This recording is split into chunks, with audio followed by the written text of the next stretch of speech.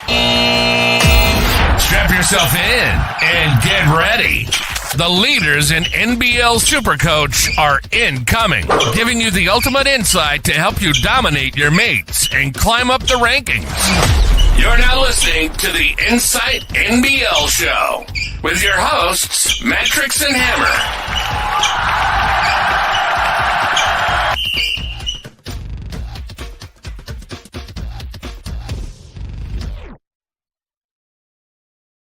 Hello and welcome back to the Insight NBL Show. As always, we are brought here today by Ryan from Astute Newstead and the Standard Squeeze. Hammer, Blitz Week, how are you? Yeah, we're a few games deep now. There's plenty to talk about again. Some things expected, a lot unexpected. How have you found it? Yeah, pretty good. There's some guys that I'm looking at. There's some guys that I am real close to drawing a line through. There's probably some guys that I've already drawn a line through. But yeah, realistically, we had to see them play for something that they semi-care about. But I think if you get one or two wrong, the schedule is actually really forgiving. Just to have a bit of a dig in your first team, I suppose. Yeah, and a lot of guys are at that point now. You've got your first draft, your second build. It's probably about a week to go until you have to have your final one ready for round one. So a lot of ways you can go with it. We're going to unpack one way later on tonight. But yeah, what else you got for us in breaking news? Yeah, look, we're going to go through breaking news. We're going to go through some Blitz reviews. We're going to do our Cotton team reveal. Just a reminder, our league code is 202868 for your chance to win a Standard Squeeze pack every week.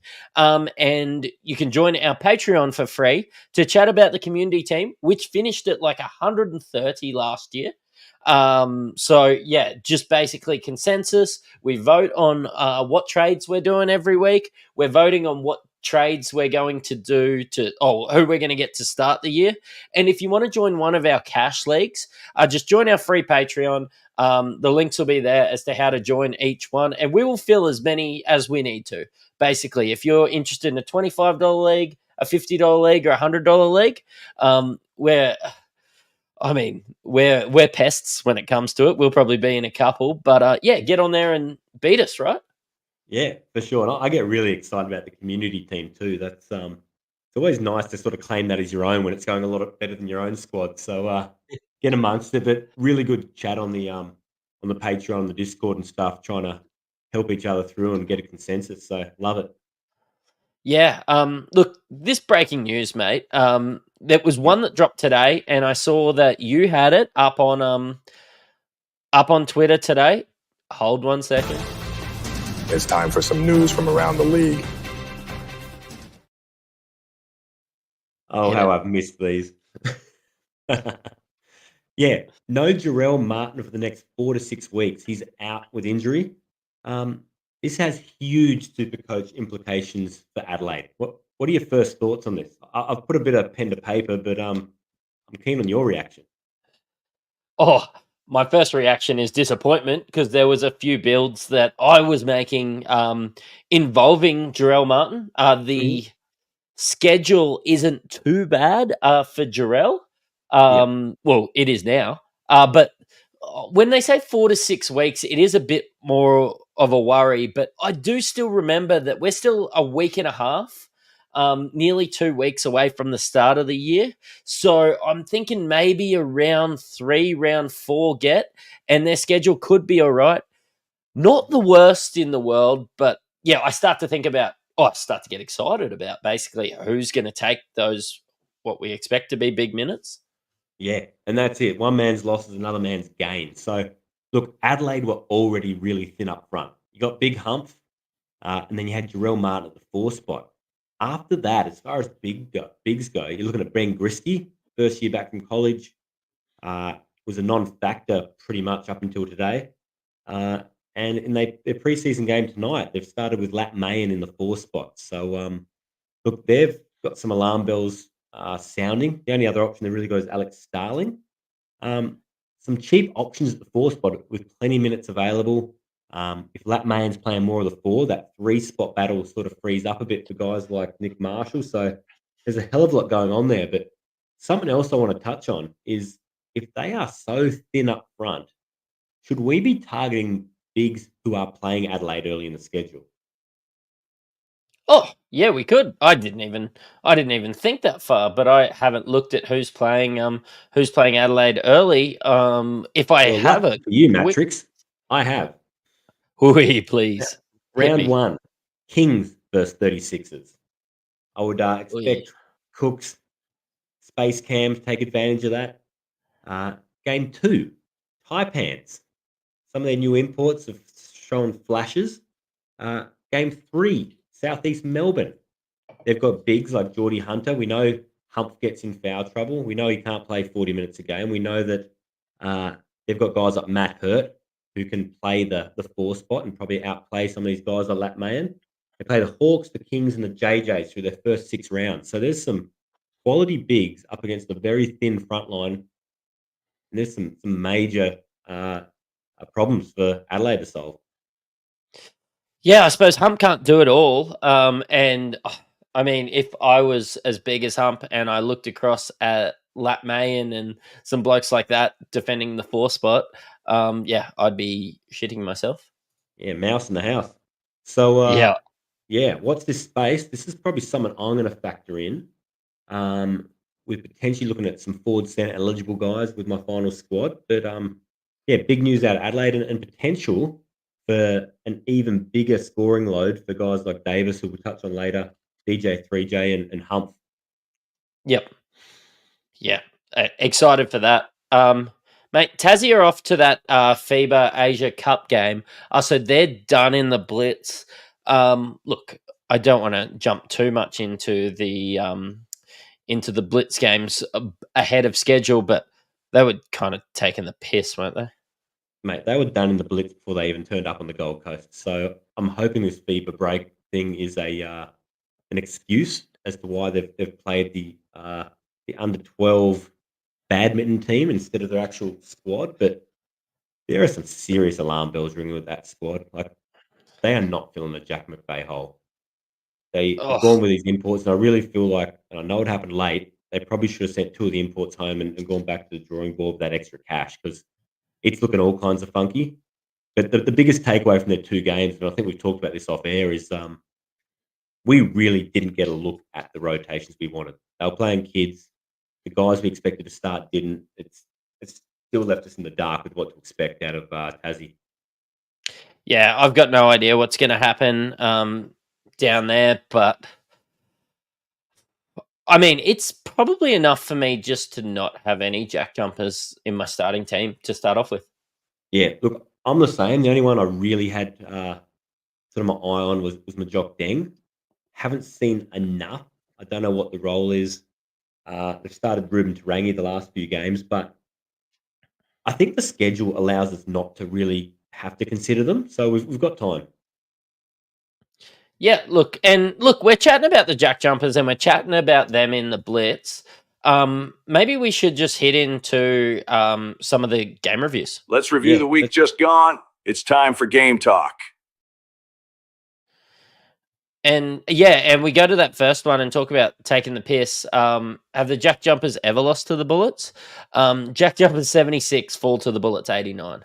Yeah, look, I can't remember a time that the Bullets have won a game since probably the Leroy Loggins era, or maybe we turn back to about 2004 when they won the chip, and you're talking like Kevin Freeman and Bobby Brannon rocking it out at the Entertainment Centre. But yeah, look, it's been a while, and yeah, you'd expect to win against the team that Tassie put out on the floor and the way they rotated. Did you take anything out of the Bullets? Yeah, I actually really like Bateman. Yeah, I'm like Harrison's been fantastic. Bateman impressed, and I was sort of wondering how all these guys were gonna fit in. Dang Adele's kind of been impressing me a little bit as well.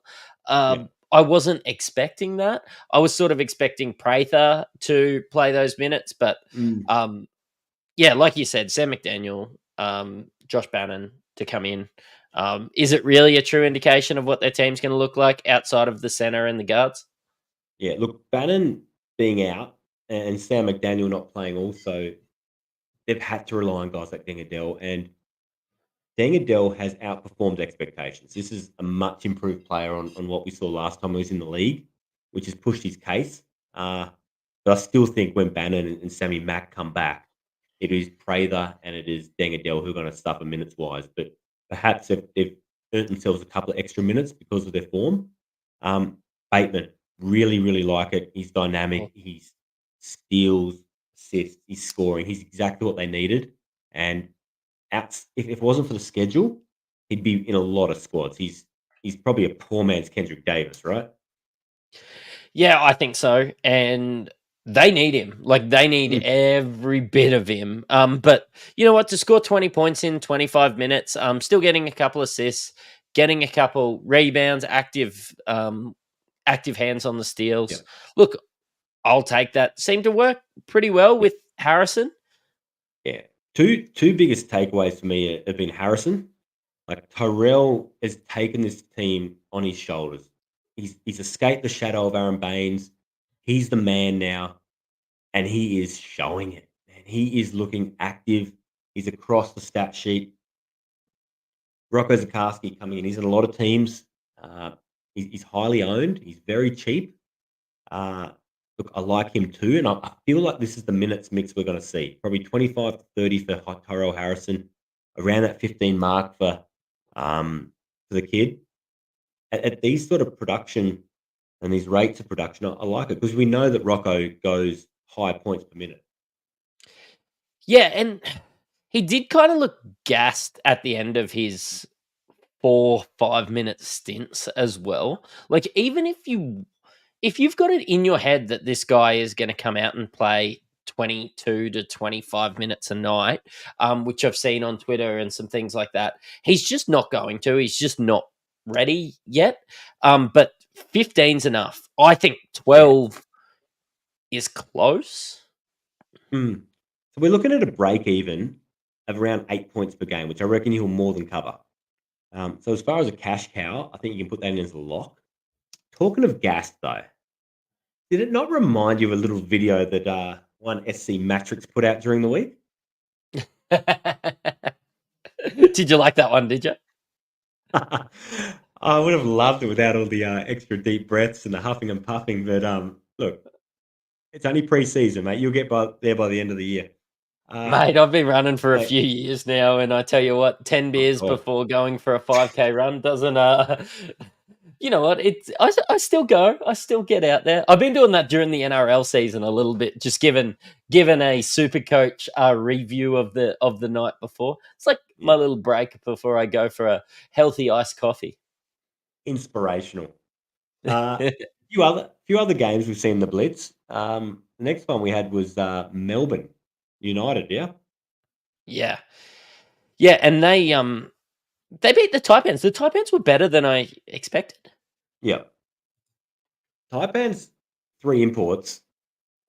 I feel like they've actually nailed them. We gave them a lot of shit. So far they've been impressive. It's just in the third quarter of them playing tonight against a Sydney team, and they're still in the mix. They're down 12 at the moment without Taron Armstrong, but look, they might actually be competitive again. And credit to Ford working on his shoestring budget. But look, out of this game, I had some big concerns. Marcus Lee is highly owned, right? He's what we've said was a cheap centre who was minute sharing in Tassie, come back to Melbourne United, expecting a bigger role. What's going on there? Well, look, we do expect him to start. I hope. You didn't. Yeah, I know. I hope that this was just a look. Let's give Rob Lowe was retired. I did a gag on Twitter about Rob Lowe coming back, and I had John Farnham coming out of retirement as the logo. Like this is his second year back from retirement, and then he's starting. I think this is just the case of Delhi's going to start, Marcus Lee's going to start. This is just preseason ducks and drakes. Perhaps, but Lowe is performing. It's not like he's out there just wearing out the uniforms, man. This is the battle, and I'm a little scared that we're going to have the exact same situation we had in Tassie last year with a bit of job share. I don't love it. Other things coming out of this game, the 3 Taipans imports, impressive. Potentially going to look at them as their schedule allows. But Kyron Galloway missing in action, 15 minutes, -2 Supercoach points. He was the guy we had penciled in. It was just running. It was just out there running laps, man. Like sometimes you just got to get out there and run end to end and not do anything.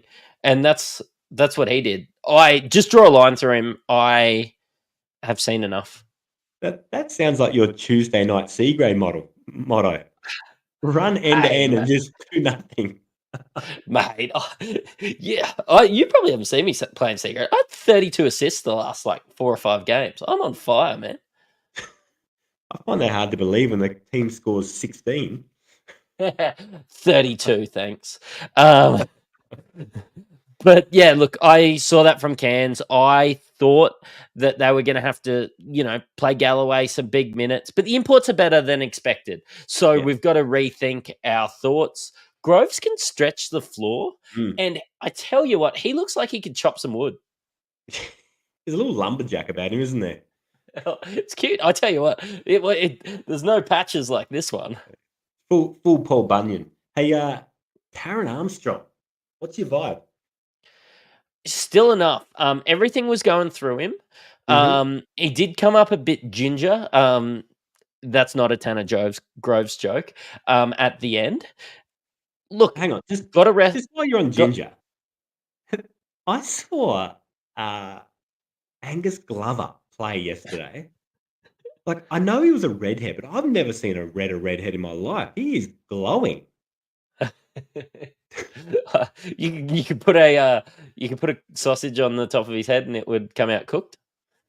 Pretty much, man. That is some serious orange bordering on red. Yeah. Anyway, Tanner. Yeah, he's Darren. Yeah, look, I know a lot of people are off him, but I just think so much is gonna go through him. This was just a preseason game.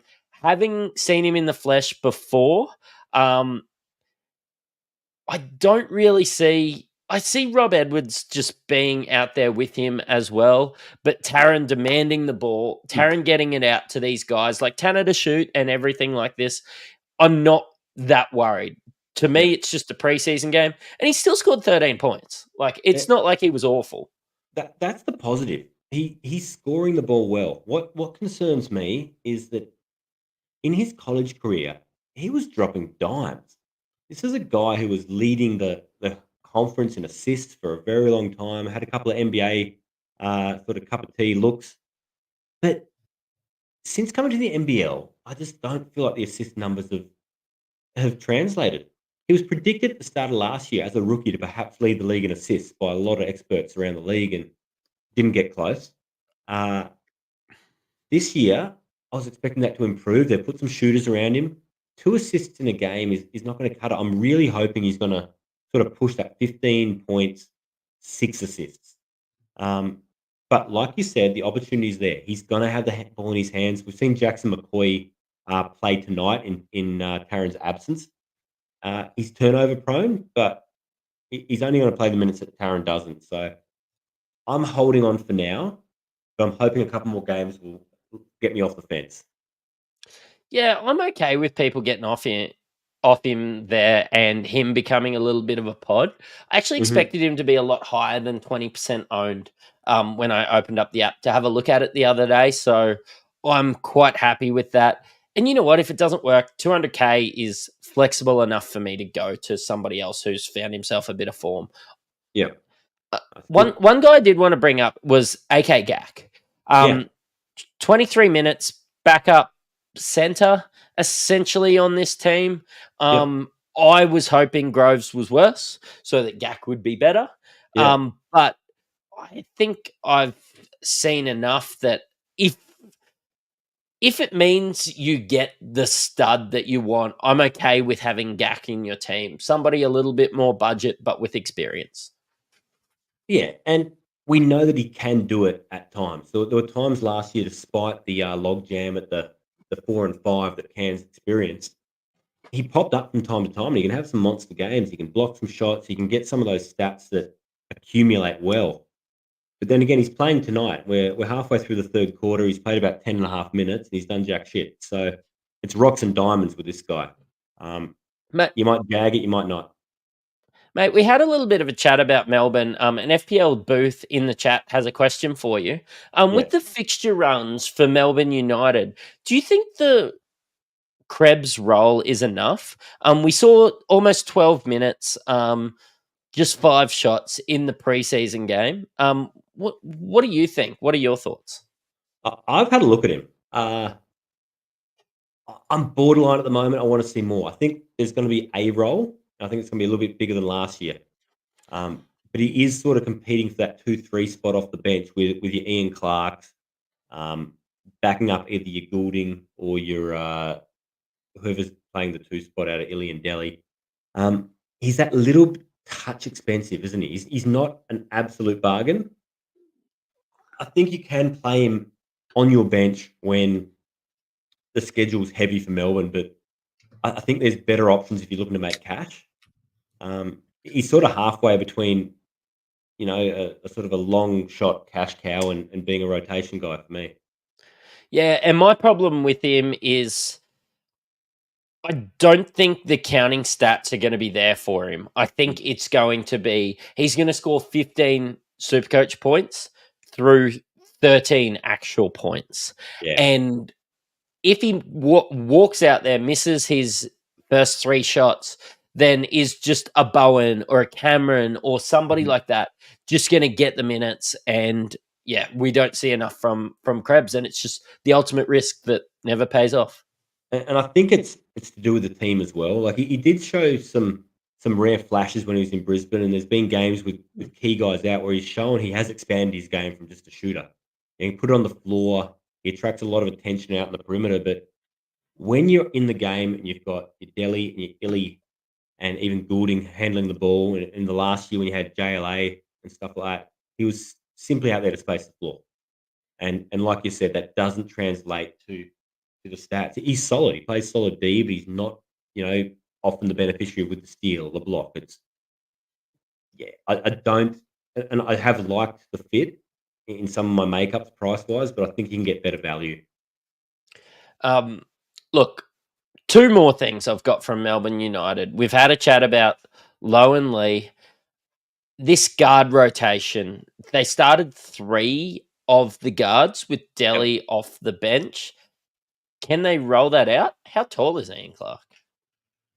Yeah, look, it's a good question because a lot of us are looking towards potentially a Delhi or an Illy in our initial lineups with Melbourne's good schedule over the first few rounds. I know I've had Illy sitting on my bench for a couple of weeks now. I like Illy. I think he's expanded his offensive game. He's had some big moments. He's going to get the go ahead on a lot of the defensive assignments against other teams. And you look at their schedule coming up in the first few rounds. I see him playing a fair bit against some of those premium guards. Do they take stats away from each other? I don't know. I know there was a run last year, like when Illy had concussion, we all jumped on Delhi and he had massive games. So if we have some injury concern with the other one, there's definitely room to play there. But what are your thoughts? They're probably the 2 I'm looking at. My thoughts are I nearly want to stay away from all of them. But if I see, and I know that the NBL don't really do this. So in some of the other sports, they have like a 24-hour cutoff and you sort of know who's in, who's out. If you said to me that Ian Clark was going to start at small forward, at his price, I think it's 220K. I don't have it open. At his price of 220K, that would nearly be enough. Like, I think like Goulding's going to go out and shoot 15 shots regardless of whether they go in or not. I'm not willing to do that. But Ian Clark taking 13 shots in this one, 7 threes, and still getting 4 assists, still being out there. He had 5 turnovers. That's not fantastic. But if he can fit in as at 190 centimeters at the starting 3, he's the one for me. Yeah, if that's going to happen, and it's a big if. For me, like you said, it comes down to price. If he's around 220, the thing that gets Illy over the hump from Delhi with me is the price. I think it's about 350 versus 250. And that extra cash is very handy when you're setting your team up. So Out of those two, I'd be looking at Illy, but more so just to have a playable Melbourne guy on my bench to bring in and save a trade the next week. I'm not going to be holding him long term. And the last thing, if you don't have Jack White in your team, you are doing it wrong. This guy it's perfect for Supercoach. It was perfect for fantasy. He is going to have an elite fit. He's going to score well. He's going to get rebounds. He's got all these great guards around him setting it up. There's no reason to antipod Jack White. No, and you can play it safe because I reckon the vast majority of the competition owns Jack White right now. So let him roll for a couple of weeks. They've got a good early schedule.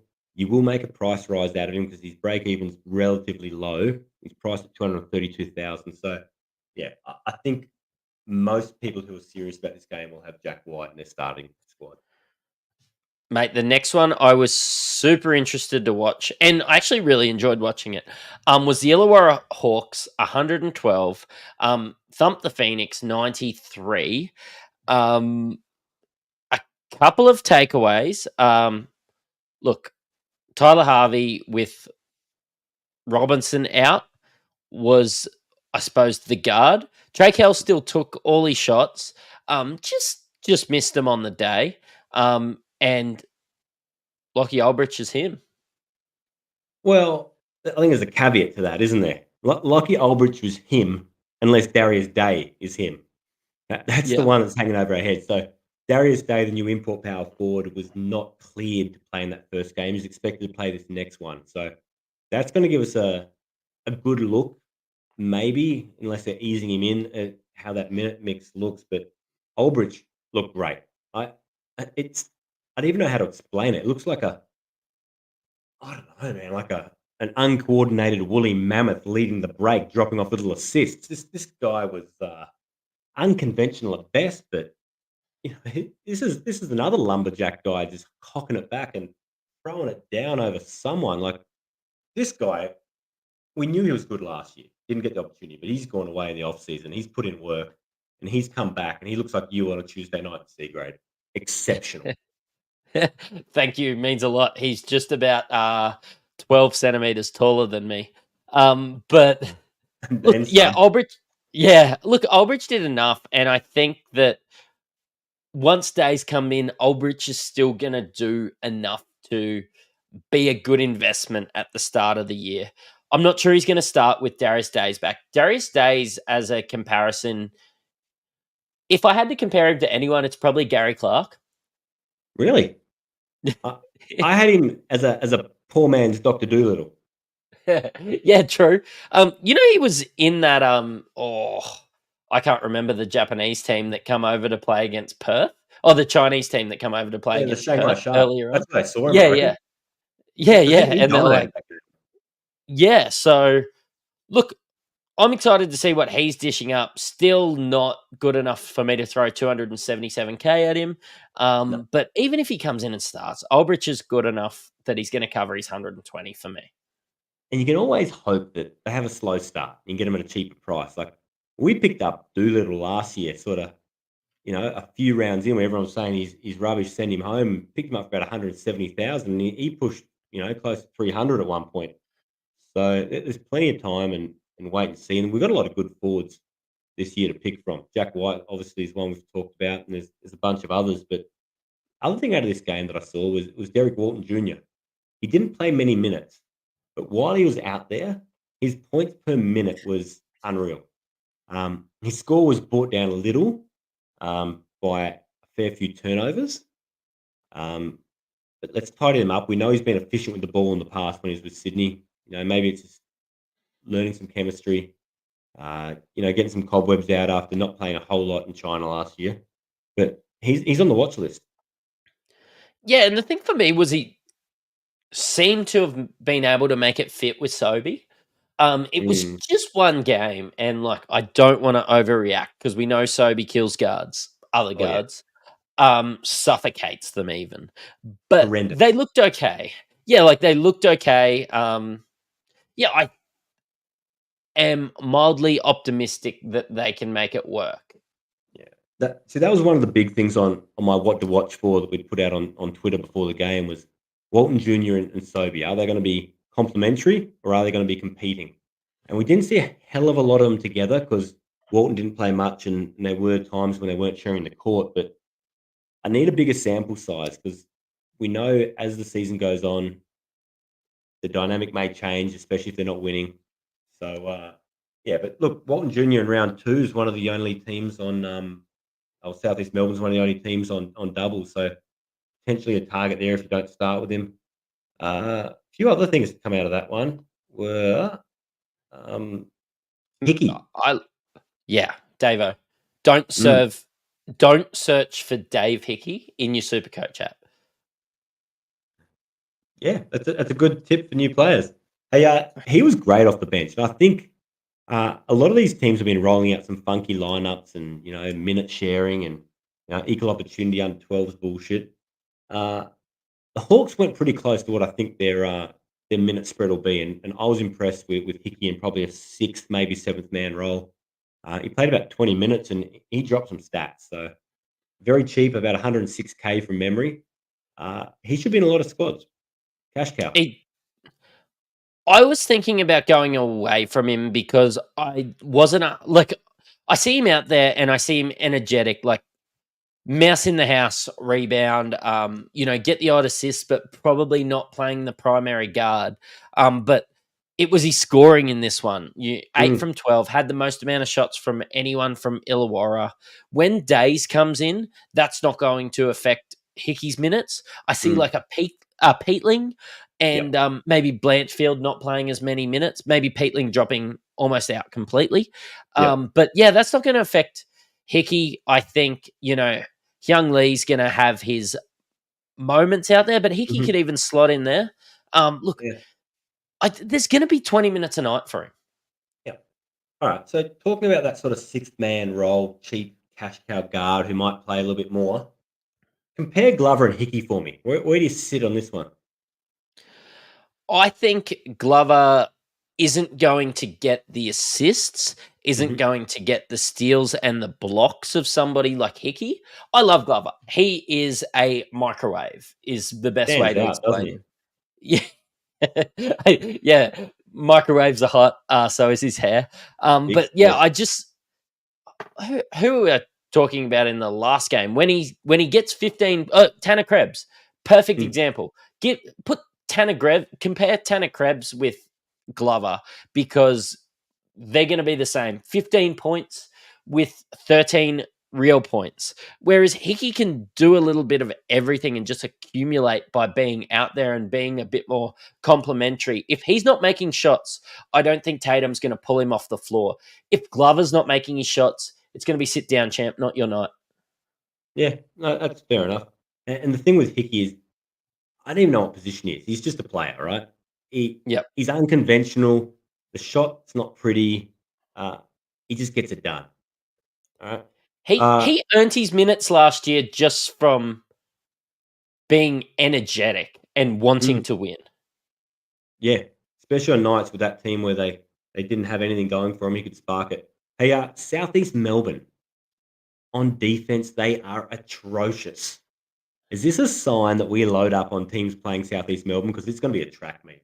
This was like 60 to 58 half time. Yeah, I think so. Like, even there could be some 125 to 105 point games playing Southeast Melbourne this year. Great for Supercoach. Yeah, absolutely. A lot of possessions, a lot of up and down. The two other imports for Southeast Melbourne. What do you like about Wieskamp and Hurt? They're shooters. I think that allows Hunter to get on the boards. I'm not expecting Vodanovic to play very much in the regular season. So, yeah, I think Hurts. I didn't see enough rebounding, I suppose, from Hurts. I had Hurt in my team, and I'm not sure Sobey. Like, when Sobey and Walton Jr. were taking as many shots as they were, I'm not sure there's enough shots to go around to make one of these guys viable at 277K. Yeah, I've been very off Wieskamp. but he's a sneaky accumulator. Like, doesn't look like he does much, but he'll get a couple of steals. There might be a block in there. Hits a couple of shots. Like, he had a pretty putrid looking stat line the other night, and it still came out as like 22 Supercoach points. So something to keep in mind. He's a sneaky accumulator. Uh, won't be featuring in my team. But like you said, Matt Hurt was in my team a lot. He's stuck around because of that forward center eligibility. I've expected a lot. Had great G League stats. I'm starting to lean towards another forward center with a decent starting schedule. And this is a guy playing for the Violet Crumbles, which I've told everyone to swear off at the moment because I hate the Kings. But Cam Oliver's been sneaky good. We'll get to that in a minute when we talk about them. But let's leave it there for now. What's the next game? Mate, the Perth Wildcats weren't mucking around. They played the Breakers. The Breakers looked like they were trying to get a monkey off their back by just, I suppose, getting close to a win. But they just went and played Bryce Cotton, 31 minutes for 48 Supercoach points. Went out there and played Pinder, 26 minutes, nearly 27, which is kind of what I expect him to play during the regular season. And they took care of business. They were down and then had a nice surge at the end of the game, probably getting more of a simulation as to what we expect to see at the start of the year. And that's enough for me to look at some of these guys. Yeah, I think we're pretty close to the minute allocation. The only sort of flag for me there is Dylan Windler. He's a little underdone at the moment. He only played about 12 or so minutes. I think his minutes will increase. And the guys who are going to lose out to that are your Ben Henschel and your Elijah Pepper, who played, I think it was 16 and 10 minutes respectively. I think these kids will play more than they did last year. But yeah, look, there's a lot to love. Bryce Cotton. We're going to do a Bryce Cotton build tonight, but he went bananas, man. He had 48 Supercoach points in less minutes than expected. Like, I think he played 31 minutes, which is big for preseason. But he averaged 37 minutes a game last year. And we know really makes this up. It just makes me want him. Regardless of schedule, regardless of everything else, it's expensive and you have to make sacrifices. And that's probably what we're going to talk about a bit later on. Yeah.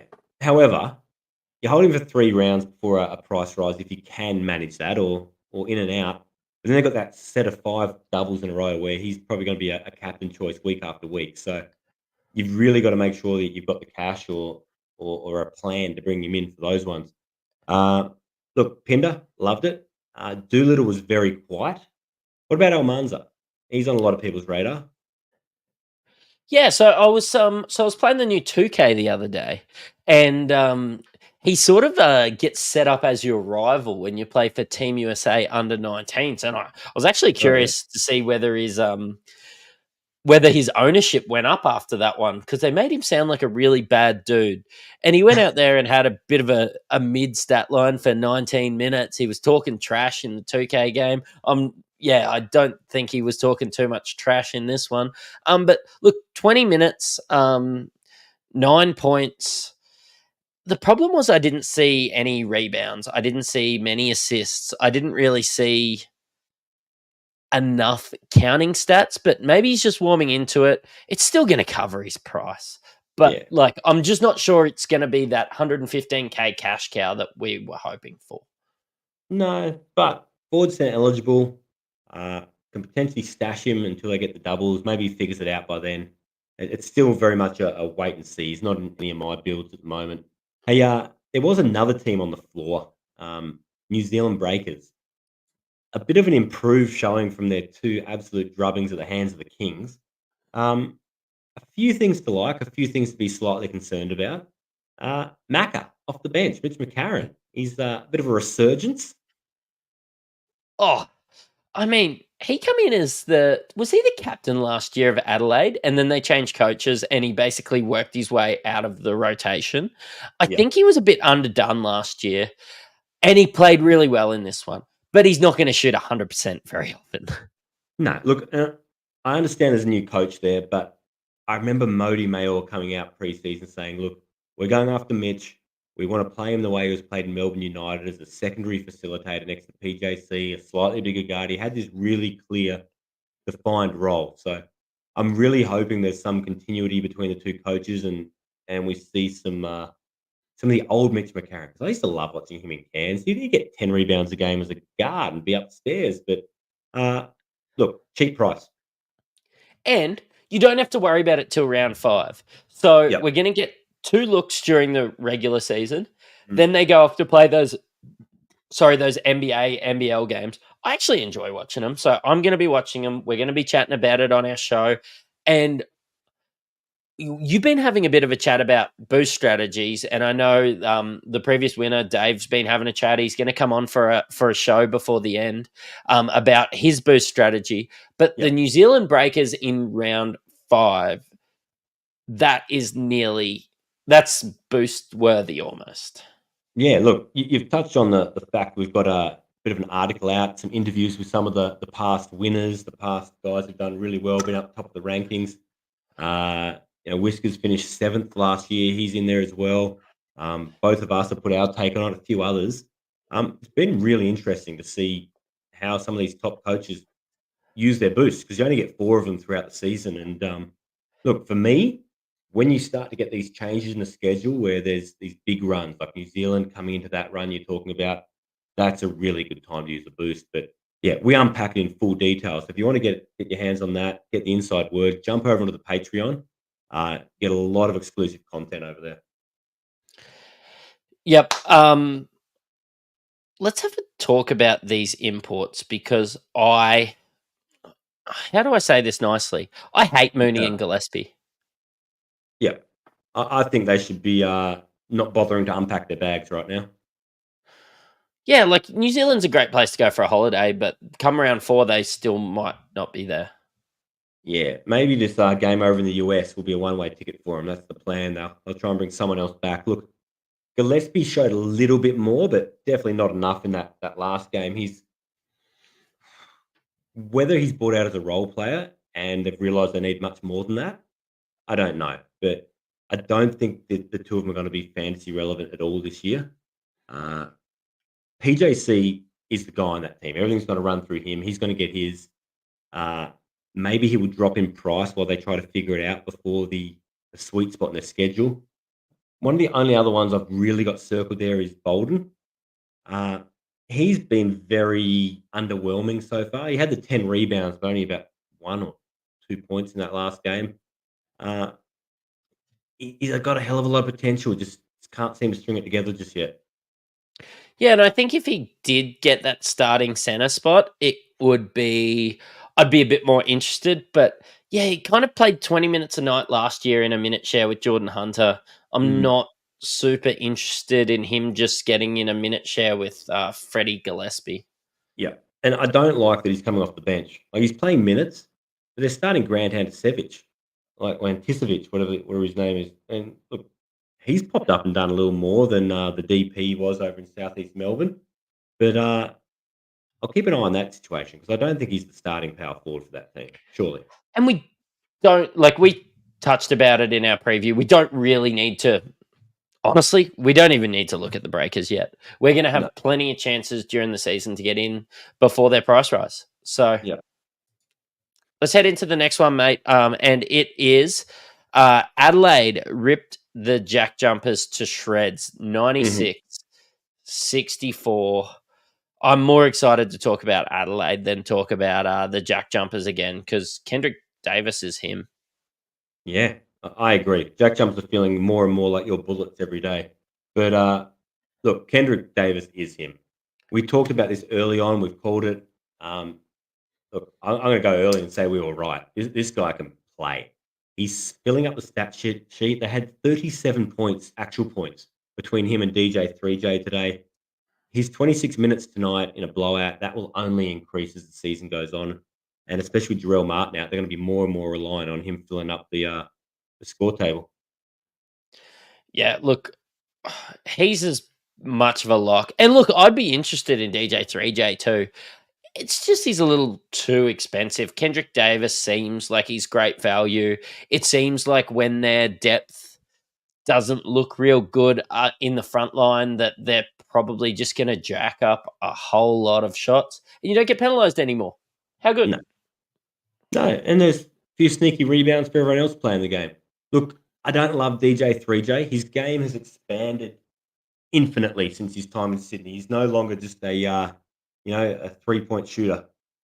But last year, the squad allowed him to be the main facilitator. He had the ball in his hands. He had his distributing. His assist numbers were up. I don't see that playing out the same way with our guy Kendrick Davis. I think Kendrick Davis is going to be ball dominant, and DJ 3J is going to be a shooter, and he's going to pick his moments for the rest of it. So I would say he would drop in price just from not accumulating some of those other stats. Latmayan, starting 4, did enough. Yep. 10 points, 5 rebounds. Yep. And I think that'll improve. I don't think they have really any other option. He's got, some length, and is he a 3, is he a 4? We don't really know. But they don't have a lot of other options at the 4 spot. And what I do like about this is it opens up that 3 spot, which was a real logjam for them. I'm really liking the look of Nick Marshall at the moment. The price is right. He had 18 actual points the other night. His production's high. He's feeling good. He's going to be a look for me, I reckon, as a bench cash cow. I mean, do we need to touch on the jack jumpers again? We said don't. Oh, sorry. I said don't let the Milton Doyle's 2 points the other night deter you if you're really interested in Milton Doyle. Look, 16 points, 3 assists, sure. Yeah, I really don't think we can draw too many conclusions from this. The squads they've rolled out, the rotations they've rolled out, I doubt we'll see anything like that throughout the season. It really has just been a waste of time, these 2 games, and they head off, and maybe we'll see a little bit more of what we're hoping for the rest of the season while they're playing this FIBA tournament. I probably should just say that I think I did Craig Sword a bit dirty. His defense was really good. He has looked okay. Definitely never worth 277K. But you know what? If he becomes cheap and then works himself into a little more of a role, look, maybe we could talk about it. I just thought he was good, and I was basically rubbishing him on the last pod. So yeah, look, and we need a bigger sample size. He's only played about 10 minutes every game. Hey, the last game that's just concluded between the Taipans and the Kings, did you get to have a quick look at the stat sheet or see any of this one? mate, it is currently loading up at the moment. But it's our first look at the Kings in this Yeah. Look, in this Kings one. have been a bit funky. There was no Jalen Adams tonight. So they've started Bruce and Liafa, a few other outs as well. Kelly LePepe has started both games at centre. What do you make of this? I mean, my ears prick up a little bit. At 69K, he's played 22 minutes tonight. Didn't light the world on fire. 5 points, 3 rebounds, 2 assists, turnover, steal, but he'd be going up at that price. They've got Cam Oliver coming off the bench. So he played almost 25 minutes for another really tasty stat line of 16, 4 rebounds, 3 assists, and a steal. He's starting to go ahead. We talked about this earlier. Go ahead of Matt Hurt for me. Even coming off the bench, he's really high points per minute guy. He had a 39 Supercoach points in about 19 minutes the other night. Yeah, look, it's something. I'm still not that convinced, really. No? Forward center eligible. Oh, Room to massage. I mean, I like it more. Too good for me. I like it more than Cooks. Yeah, Cooks has been horrendous. Cook. I would not be paying those points. Was it 365,000 or whatever he is? He had 8 points, 6 rebounds, an assist and a steal and a block. Like it's okay, but it's not MVP level. Yeah, I'm going to go back and watch this one in an attempt to talk myself into Cam Oliver. Okay. But I think maybe heading into our preview kind of is talking me into maybe I should just load up at guard and go a bit cheap, which I've been trying to look the other way on Cam Oliver because maybe just because everybody's been so high on Cooks and I won't be having Cooks, but they do play the Adelaide 36ers twice in the first 5 rounds. Oh, Jarrell Martin will stop him. Jarrell Martin's not playing. I'm staring. Hey, Cairns Taipans tonight. Tanner Groves again. 27 minutes. He had 15.11 rebound double-double. This guy might be better than expected. Yeah. Yeah, he could be. I was impressed when I watched him the other night, and I'm going to go back and watch this one. My stats aren't loading up on my screen at the Yeah. moment, which is why you're getting some really blank looks. But Now, look, what did Tanner do today? yeah, look, he had the 15-11. The other notable one was Pedro Bradshaw. 13 points, 9 rebounds, 2 steals in 33 minutes. And Rob Edwards, we talked about him the other night. He's probably my least favourite Supercoach-wise of the 3 imports. He had the 14 points, 2 assists. He also had 6 turnovers. McCoy, who's been notable, he played the 26 minutes off the bench, 6 points, 6 assists, but 4 turnovers. So, look, there's some good signs there, and that's about all I'm looking at outside of your You're boy, mentioning Jack. it should probably be just noted that you're mentioning somebody like McCoy with those low stat lines because he's 58K. He is below rock bottom. Yeah. And I feel like if he gets a role that's 10 minutes a night, which I think is not unreasonable, he could be a cash cow. And especially if we But he get misses games the like first this- 2 games, right? Correct. He's out with suspension. But if we have games, especially on a double game week where Taron Armstrong's out with injury or whatever, they don't have a lot of other options there other than playing Rob Edwards at the 1 or perhaps bringing Cole Adnam out of the nursing home and saying, you still got it, young pup. Yeah, I hope. Yeah, honestly, I hope so. Look, Adnam's surely just got to be in a little bit more of a coaching role up there. That's what's expected. That's what I'm hearing out of the North. Hey, it probably wraps us up with what's going on the Blitz. Keep an eye on our Twitter over the next couple of days. We're previewing and reviewing most of the games on there. Jump over to the Patreon for more insight. But you got a bit of a cotton build going on. I do, and it's loading up on the screen at the moment as we make your big head a little bit smaller. Mate, I suppose when building your team, you have a look at the best player in the game, and he scored 48 Supercoach points in one night. There's no double game weeks in week 1. Doesn't have a price rise, or even at his price, a price reduction until round 3. Apart from having to sacrifice at forward and center in this build, I'm actually really liking it. It's giving you a captain. It's giving you the guy that I expect to score the most amount of points in week 1 as your captain. And and then if you do need to get rid of him due to him, price reduction, due to you chasing doubles, you've got a lot of money to play with. There is nobody you can't get from Bryce Cotton. Yeah, look, there's not a lot you can do often with Cotton. So I ran into this last year. I tried to go big and have Cotton and Creek and came undone a little bit. Both started the season very poorly. But look, outside of Lat May, that's a reasonably solid starting 5. Is there anything we can do to improve on that Lat Mayan position? Or, alternatively, I'll tell you someone who I'm really tempted despite the poor schedule, and I don't think you could do it with Sikorsky as your backup, which is the problem, is Tyrell Harrison at centre, especially in week 1 where everybody's on the single. I mean, what you could probably do is move out Marcus Lee for a Harrison.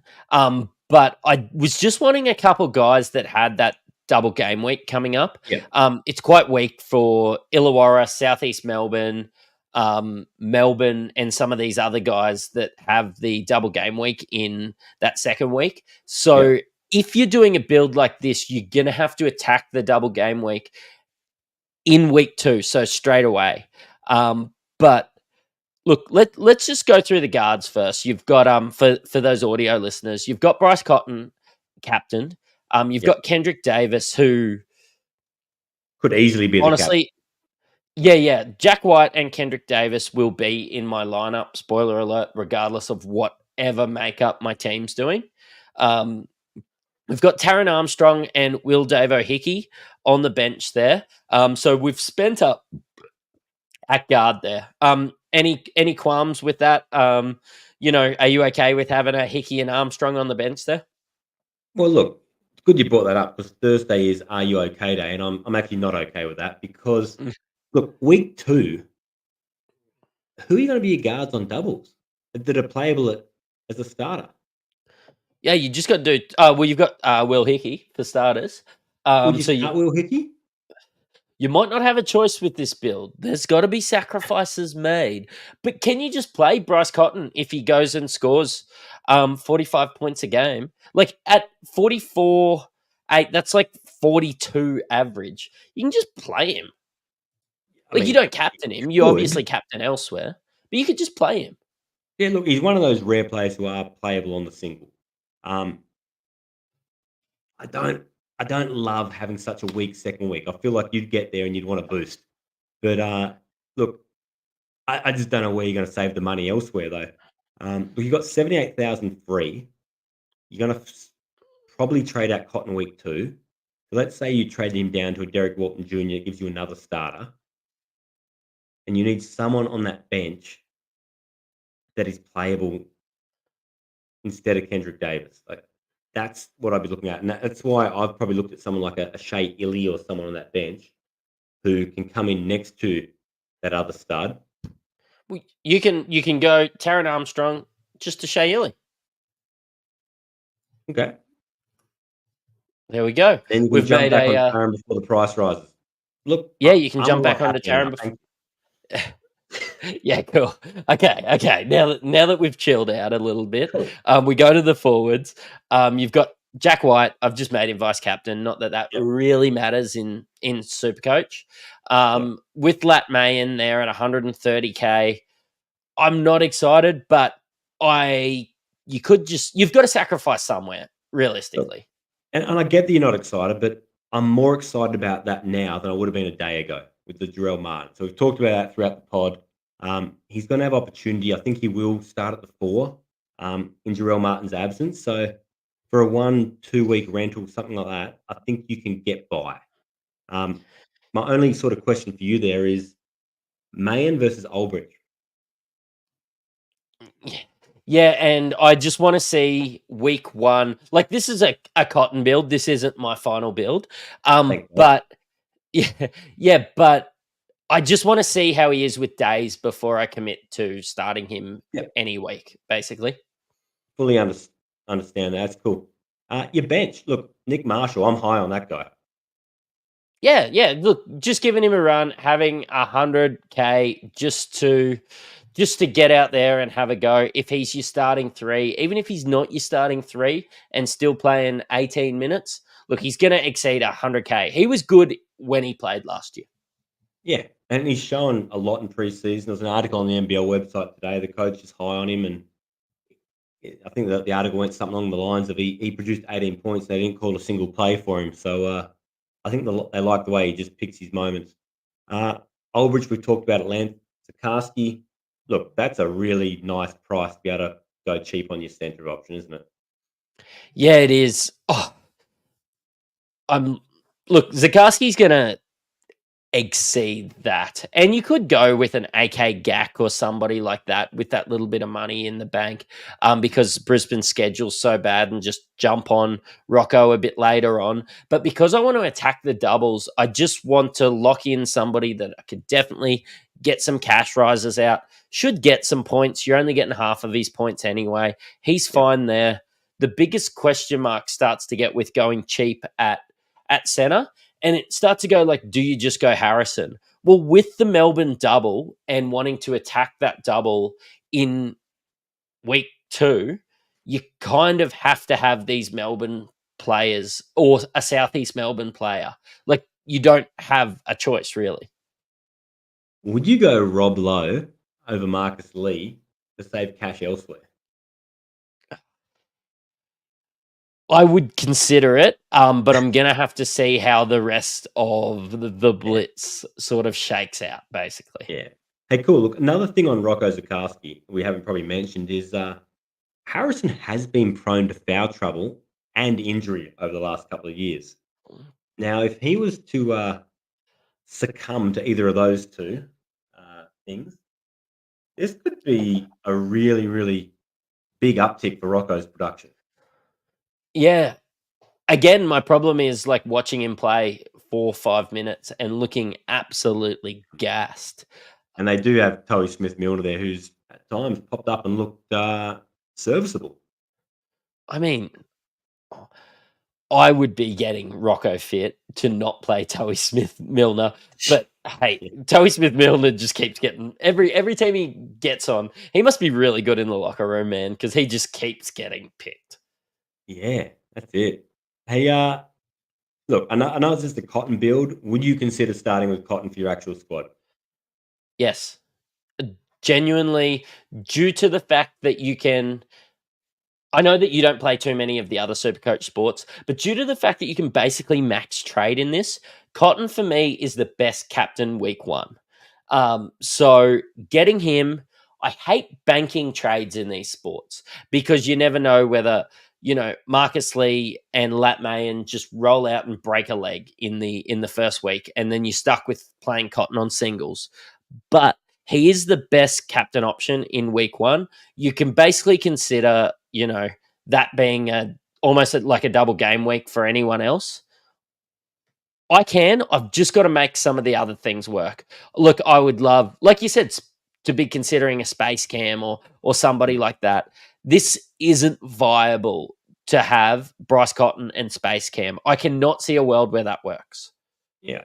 Look, I was 100% no at the start of this. You've got me half considering it. So what I'm going to need to do is sort of extrapolate this out over at least 3 rounds to figure out what the squad looks like as I plug it into the Excel spreadsheet and see how I get out of Cotton before I get back in come round 5 whenever their big stretch of double starts. But look, definitely food for thought, mate. You've got me thinking on this one. Mate, I think that just about wraps it up for this evening. Look, we're going to be back on Wednesday to cover a couple of these Blitz games. We're just going to keep ticking through those. I might try and get some shorts out there just to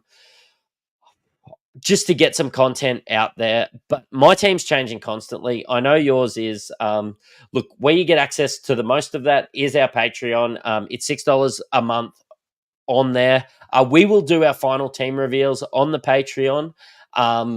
But yeah, there's plenty of free content on there as well. That's where you get access to the community team and where you sign up to our paid competitions. So yeah, anything else from you? I think that's it, mate. A couple more Blitz games to monitor. Keep an eye on the Twitter and we'll keep you updated. All right, you've listened to an Insight Fantasy Sports podcast. Cheerio.